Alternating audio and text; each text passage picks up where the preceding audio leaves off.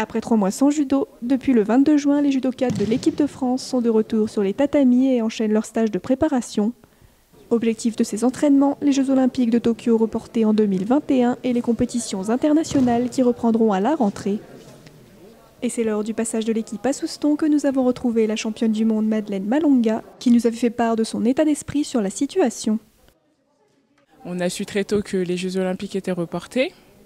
Mais je me suis toujours dit que le combat était plus important de sauver des vies dues à la crise sanitaire. Certes, on était confinés, on ne pouvait pas faire de judo, mais on s'est tout entraîné. Pour ma part, j'ai beaucoup travaillé l'aspect physique, ce qu'on n'a pas toujours le temps nécessaire pour le faire plus. Et du coup, là, ça a été une période pour travailler autrement et nous maintenir en forme. Et au final, quand on a repris judo, on était pas trop largué entre guillemets, donc c'était plutôt positif. Je me prends pas spécialement la tête, je vis au jour le jour. Je me dis que c'est comme si on était tous blessés en même temps et puis voilà, et qu'on sera prêt le jour J. J'ai pas envie de me dire que je serai jamais prête, d'être négative, bien au contraire. Et puis je pense que ça va aller, franchement, ça va aller. Un sentiment positif partagé par la jeune Sarah Léonie Sizik, qui a vu ici une occasion de s'entraîner davantage. Tout s'est arrêté d'un coup et donc nous on avait quand même pour objectif les Jeux qui arrivaient quelques mois après, donc on s'est demandé comment tout ça allait se profiler par la suite. J'ai dû trouver un nouvel objectif afin de tenir aussi et de rester motivée. Donc je me disais qu'en gros l'année prochaine j'aurais plus d'expérience, donc mon but pour moi c'était de trouver un moyen de gagner de l'expérience en me réentraînant, en réentraînant différemment. Mais pour le court terme, je me disais surtout qu'il faut que je me mette en forme et que j'essaie de retrouver un état de forme le mieux possible pour pouvoir reprendre la compétition.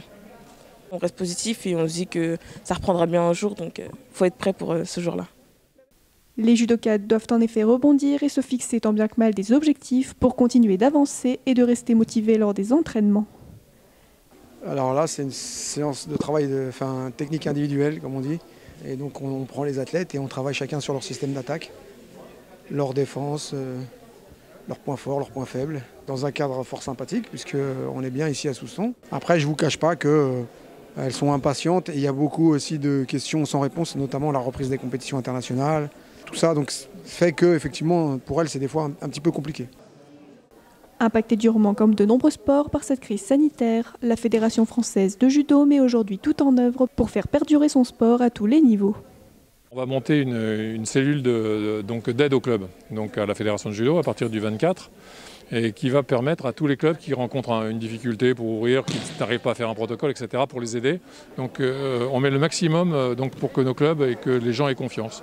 Bon, il faut que les municipalités ouvrent leur salle, parce que sinon on ne pourra pas pratiquer, ça c'est sûr. Les jeunes ont besoin de se défouler, j'ai peur que s'ils n'ont pas le sport, ils soient tentés de faire d'autres choses. Sans pratique sportive, je crois qu'il y aura encore plus de difficultés dans notre pays. Je crois qu'on a besoin de ça, et en particulier du judo.